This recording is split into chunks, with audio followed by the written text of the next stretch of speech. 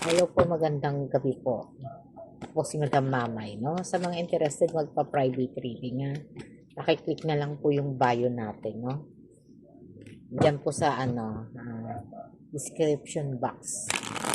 Sa mga interested po magpa-reading, ha? Dito tayo sa tema natin, ha, na ano, no? Ano ang nakikita sa'yo ng ibang tao? Ano nga ba ang nakikita sa'yo ng ibang tao? Ikaw ba yung tipo ng tao na pag tinignan very successful? Mukhang masungit? Mukhang mabait? O maganda naman pero parang minsan natataranta pag may pag-ibig? Ano nga ba, no? Ano nga ba, no? Ang nakikita sa'yo ng ibang tao?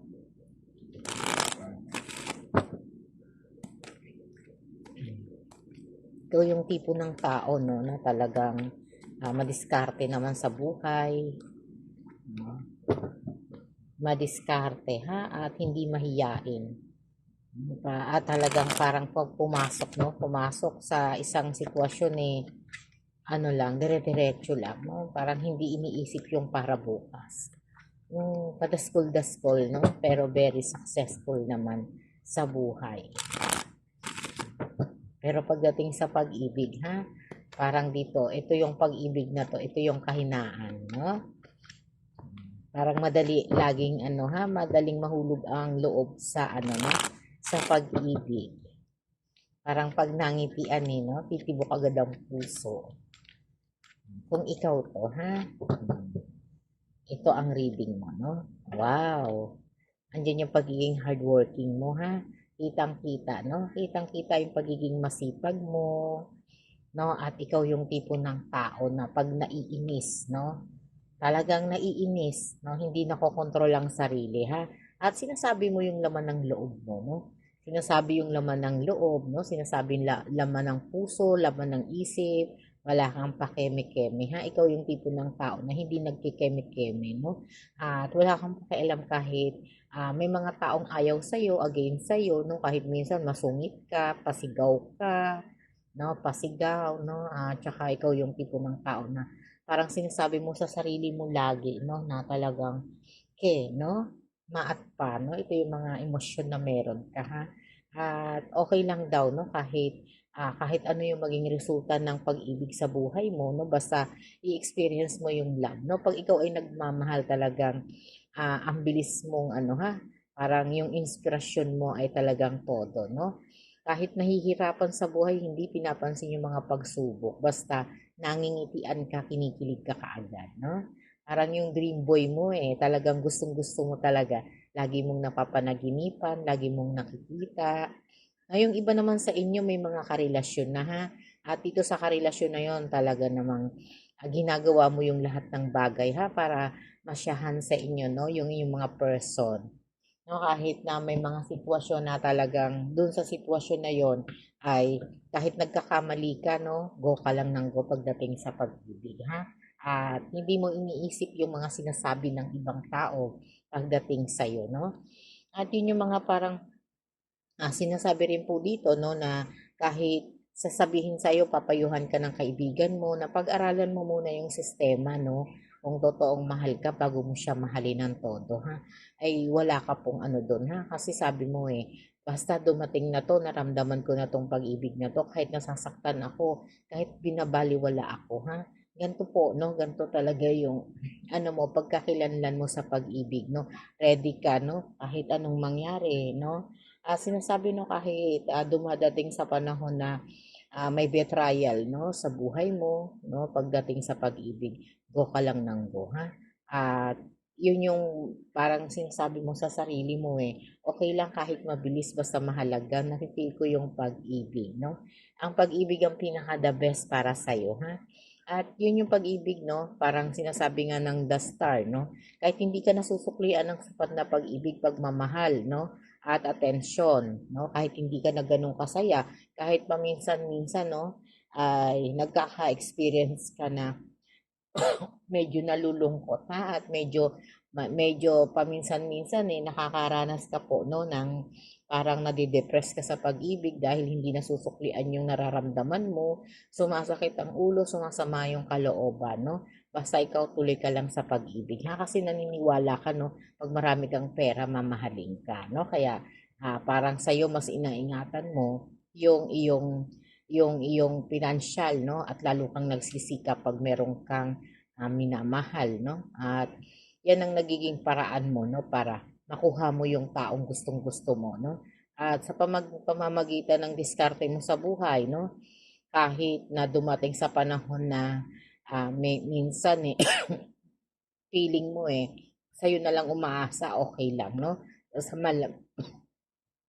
basta mahalaga nagmamahal ka po, no? Kaya ito yung mga sistema po na nangyayari ngayon sa buhay mo, no? Na kahit sa paligid mo, no? May mga time na dito sa Damon, ha? Ay may mga sitwasyon dito na parang nako-confuse ka, no? Sa inyong relasyon, no? Dahil yung iyong minamahal ay talaga namang halos pinaglilingkuran mo na rin, no?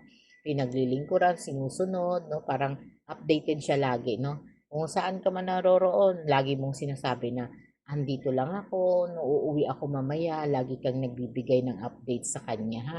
Pero sabi ng the magician, no, kahit na hindi niya nasusuklian yun, no, at medyo may pagka-playboy, playgirl tong iyong karelasyon, ang iyong person, ay natatanggap mo naman yun, ha? Parang okay lang, no? Hanggang sabi mo nga hanggang hindi mo nakikita, no, ng personal, no, yung kanyang mga ka-player, no, o karelasyon, o yung mga taong may third party sa person mo, okay lang naman daw sa'yo, ha?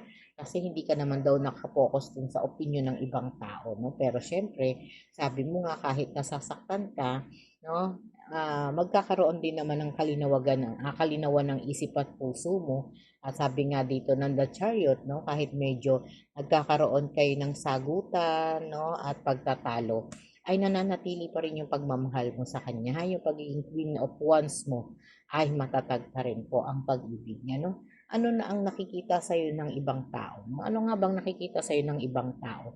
Ikaw yung tipo ng tao na palaban ha pagdating sa pag-ibig, no? At habang ikaw ay nagmamahal, no, masiniswerte ka po no pagdating sa iyong ano no career dahil andoon ang kasipagan no parang bitbit ng pag-ibig mo yung kaginhawahan sa buhay kahit hindi ka nasusuklian kahit hindi ka na totally masaya no tinutuloy mo lang po yung pag-ibig na yan ha kasi para sa iyo no hindi naman mahalaga kung nasusuklian yung pagmamahal na gusto mo basta ang mahalaga sa iyo nagmamahal ka lang ha at dito no minsan no may mga sitwasyon na gusto mo na rin po magplano para sa sarili mo, no? Pinaplano mo na rin sa sarili mo na gusto mo rin na magkaroon no ng mas maliwanag sana na relasyon yung ikaw lang no pero kahit napapagod na ang katawan napapagod na ang isipan kahit may mga love triangle no at may mga betrayal na nangyayari o nararanasan ka sa buhay mo nananatili pa rin po yung katapatan no at pagmamahal no ikaw yung tipo ng tao na okay lang sa basta may pera ka no nagmamahal no habang nagmamahal siniswerte po sa karir ha kahit nag-i-slow down ka sa love, no? Pero pagdating sa career, umaangat ka naman, no? Ibig sabihin, ang personality mo po ay marami pong humahanga sa'yo, no? Dahil ikaw yung tipo ng tao na maparaan, no? Matalino, masigasig, no? Na talagang kaya mong ibigay ang langit at lupa, no? Pag ikaw ay nagmamahal, no? Parang nagpapakamartir ka pagdating sa pag-ibig.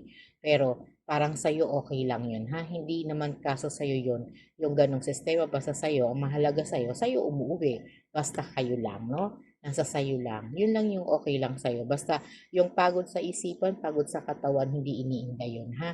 Hindi iniinda. Basta mahalaga, nandoon lang po. No? Si High Priestess, sinasabi pa rin, no? Suklian ka man o hindi, no? Sapat na po sa'yo yun, na andoon yung passion mo, no? Sa pag-ibig at sa karera mo. No, at maano ang puso mo masyadong mapagpatawad ha yung pagiging mapagpatawad mo, no, kahit nasasaktan ka na at hindi na nagiging balanse yung pag-ibig sa'yo ng kapwa mo o ng yung person, no, naniniwala ka pa rin po sa good karma, ha? Kasi sabi mo, no, sila naman na magdadala ng karma, hindi naman ikaw, no? Kaya naniniwala ka doon sa pag-ibig na yun, ha? At iniisip mo pa rin, no, kung magiging masaya ka, no? Pero parang sinasabi mo dito, okay lang sa'yo, ha? Wala kang pakialam kung maging masaya ka o hindi, no? Basta mahalaga kasama mo siya o pag-uwi mo nasa bahay siya or pag ano mo magkikita kayo, no? Okay lang daw sa'yo, no? Ito yung sinasabi na pag nagmamahal, ha? Ay talaga namang nagiging bulag, no? Pero sa sitwasyon na to, hindi naman kita masisisi kasi ganun talaga ang nagmamahal, no? Nagmamahal, nagiging masaya, kahit may mga new beginning, no? Sa sitwasyon ninyo, no? Ay okay lang naman sa'yo kasi very flexible po ang isipan mo, pati ang puso mo, ha? Mas nangunguna yung pag-ibig, pagmamahal, pang-unawa, no? At tsaan po, no? Yan po yung tingin sa'yo ng tao, no? Na ikaw po talaga ay napakabait, maunawain, no? Sa lahat ng buhay ng ano, no? Ng, lalo na sa dako ng relasyon at sa pagiging masipag mo, ha? At naitatawid mo yung pang-araw-araw na sitwasyon ng iyong kalagayan, no?